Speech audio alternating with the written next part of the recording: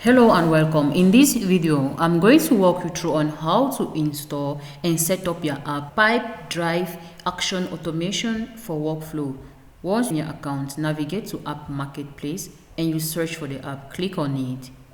Then you click on Install and you click on Allow and Install.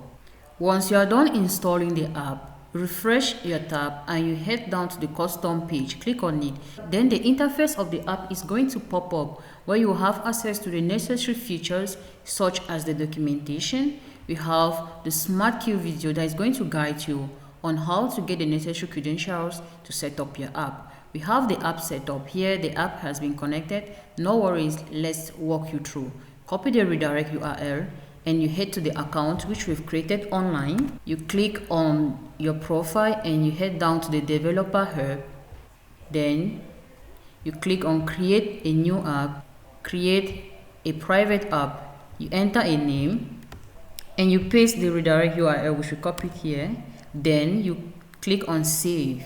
Make sure to toggle on all the necessary scopes. Toggle on all the scopes and you click on save. Then you have access to the client ID. Copy it, head back to your account and you click on start setup.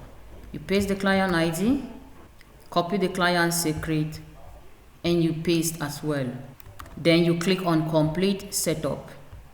Then you scroll down and you click on allow and install.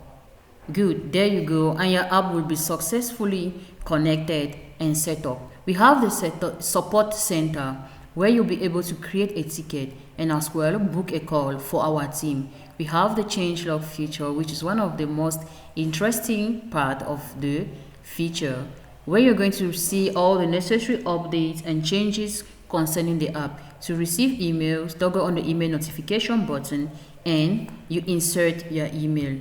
Then you click on the subscribe button. Thanks for watching. You've now learned how to install and set up your app. Our support team is available for more guides and tips. Don't forget to like and subscribe to our channel.